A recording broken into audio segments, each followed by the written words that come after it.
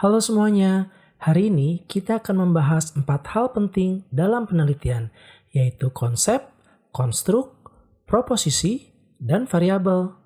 Keempatnya adalah dasar dari sebuah penelitian ilmiah. Tanpa memahami ini, kita akan kesulitan merancang penelitian yang jelas dan terukur. Konsep dan konstruk membantu kita memahami apa yang ingin diteliti. Sementara itu, proposisi menjelaskan hubungan antar variabel. Dan variabel menjadi bentuk nyata yang bisa kita ukur. Jadi, mari kita pelajari satu persatu dengan contoh sederhana agar mudah dipahami. Teman-teman, konsep penelitian itu ibarat dasar pemikiran atau ide utama dari penelitian kita. Lewat konsep ini, peneliti menjelaskan apa yang dipikirkan dan ingin diteliti, supaya orang lain bisa paham maksudnya. Kalau konsepnya jelas, maka orang lain bisa mengerti hasil penelitian kita, bahkan bisa mengulang atau melanjutkan penelitian itu dengan cara yang sama. Jadi, penting banget bagi peneliti untuk merumuskan konsep dengan baik dan mudah dipahami. Teman-teman, mari kita bahas tentang konsep bekerja. Menurut BPS, seorang disebut bekerja kalau dia melakukan pekerjaan setidaknya 1 jam dalam 1 minggu, baik dibayar maupun tidak. Kalau seseorang bekerja 40 jam atau lebih dalam 1 minggu, itu disebut sebagai bekerja penuh atau full employed. Nah, kalau jam kerjanya kurang dari 40 jam per minggu, maka orang tersebut dikategorikan sebagai setengah menganggur. Jadi, jumlah jam kerja bisa menunjukkan apakah seseorang bekerja penuh atau belum. Konstruk itu sebenarnya konsep yang lebih abstrak atau lebih tinggi tingkatannya. Kalau konsep masih bisa dilihat atau diukur langsung, konstruk biasanya tidak bisa langsung diamati, tapi bisa kita pahami lewat indikatornya. Contohnya, motivasi belajar itu konstruk. Kita nggak bisa lihat motivasi secara langsung, tapi kita bisa tahu dari tanda-tandanya, seperti rajin belajar, semangat ikut kelas, dan berusaha capai nilai bagus. Jadi, konstruk itu ibarat ide besar yang dijelaskan lewat perilaku atau indikator nyata. Proposisi merupakan pernyataan tentang sesuatu yang bisa kita uji kebenarannya. Kalau proposisi itu sudah dirumuskan dan siap diuji lewat penelitian, maka disebut sebagai hipotesis.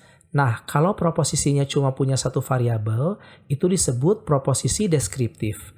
Tapi kalau melibatkan 2 atau lebih variabel, disebut proposisi relasional. Contohnya, persepsi tentang nilai ekonomis anak mempengaruhi penerimaan alat kontrasepsi modern. Artinya, di sini kita ingin tahu apakah cara pandang seseorang tentang anak bisa mempengaruhi penggunaan alat kontrasepsi. Variabel itu adalah konsep yang bisa berubah-berubah atau punya lebih dari satu nilai atau kondisi. Jadi, variabel adalah bentuk nyata dari konstruk yang bisa kita ukur dalam penelitian. Misalnya, kalau konstruknya motivasi belajar, maka variabelnya bisa dilihat dari rajin belajar, minat ikut kelas, atau keinginan meraih nilai tinggi.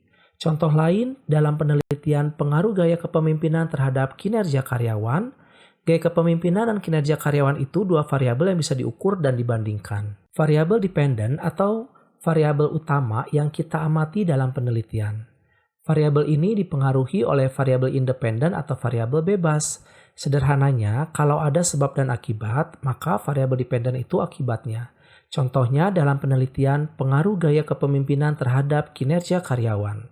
Kinerja karyawan adalah variabel dependen karena hasil kerja karyawan dipengaruhi oleh gaya kepemimpinan atasannya. Variabel independen adalah variabel yang mempengaruhi variabel dependen. Variabel ini sering disebut juga sebagai variabel bebas, karena bisa berubah dan memberi dampak pada variabel lain.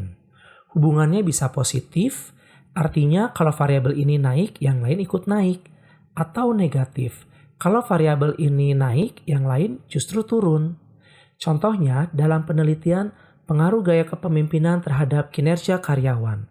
Gaya kepemimpinan adalah variabel independen, karena cara pemimpin memimpin bisa mempengaruhi kinerja karyawan. Variabel moderating adalah variabel yang bisa memperkuat atau memperlemah hubungan antara variabel independen dan variabel dependen.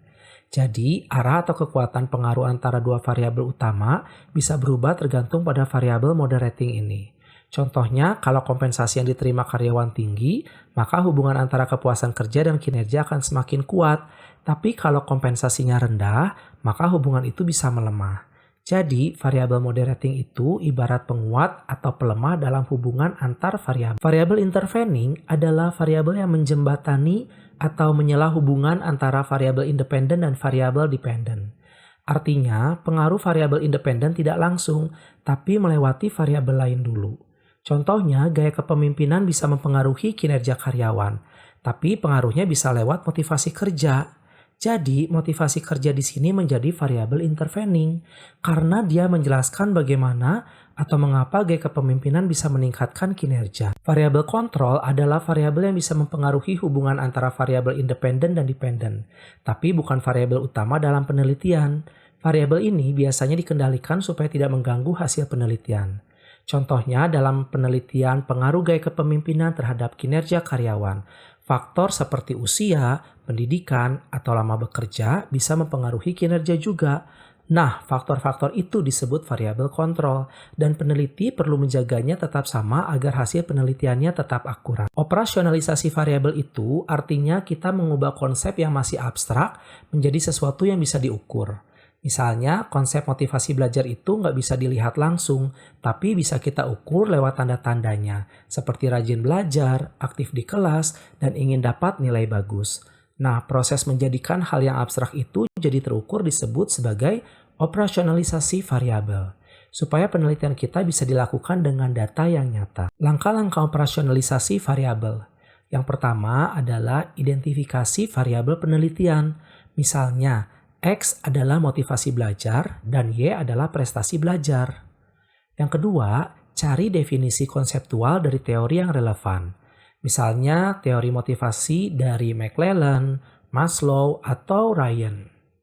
Yang ketiga, turunkan menjadi indikator. Contohnya dorongan berprestasi, ketekunan, minat belajar, dan tanggung jawab. Yang keempat, tentukan cara ukur. Misalnya menggunakan angket skala Likert, wawancara, atau observasi. Dan yang kelima, tentukan skala data dan bentuk instrumen. Misalnya 1-5 untuk tingkat motivasi. Baik teman-teman, sekarang kita lihat contoh penelitian di bidang manajemen dengan judul Pengaruh Gaya Kepemimpinan Terhadap Kinerja Karyawan. Dalam penelitian ini ada 2 variabel utama. Yang pertama adalah gaya kepemimpinan sebagai variabel X atau variabel bebas. Gaya kepemimpinan diartikan sebagai pola perilaku seorang pemimpin dalam mempengaruhi bawahannya. Secara operasional, gaya kepemimpinan ini diukur menggunakan angket atau kuesioner yang berisi beberapa pertanyaan tentang cara atasan memimpin. Indikatornya ada 3, yaitu yang pertama orientasi pada tugas, bagaimana pemimpin mengatur dan mengarahkan pekerjaan. Yang kedua, orientasi pada hubungan, yaitu seberapa baik pemimpin membangun komunikasi dan kerjasama. Yang ketiga, partisipasi bawahan, yaitu sejauh mana pemimpin memberi kesempatan bawahan untuk terlibat dalam pengambilan keputusan. Nah, skalanya menggunakan skala interval karena diukur dengan skor dari kuesioner. Selanjutnya, variabel kedua adalah kinerja karyawan. Sebagai variabel Y atau variabel terikat, menurut Mangkunegara tahun 2016, kinerja karyawan adalah hasil kerja yang dicapai seseorang sesuai dengan tanggung jawabnya. Secara operasional, kinerja diukur melalui penilaian atasan dan rekapitulasi produktivitas kerja. Indikatornya meliputi yang pertama kualitas kerja, yaitu seberapa baik hasil pekerjaannya.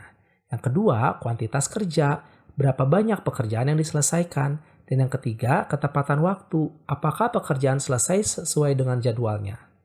Untuk kinerja digunakan skala rasio karena hasilnya bisa diukur dalam angka nyata seperti jumlah, nilai, atau skor kinerja.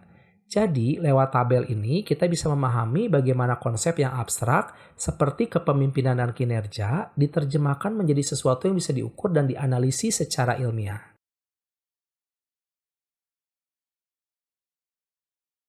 Baik teman-teman, dari pembahasan tadi kita bisa simpulkan bahwa konsep, konstruk, proposisi, dan variabel adalah fondasi utama dalam penelitian.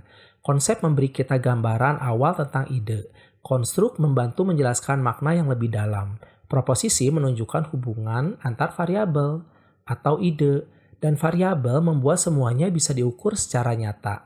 Kalau kita memahami keempatnya dengan baik, maka penelitian kita akan lebih jelas, terarah, dan mudah dipahami oleh orang lain. Terima kasih atas perhatiannya. Semoga penjelasan ini bermanfaat dan menambah pemahaman kita semua.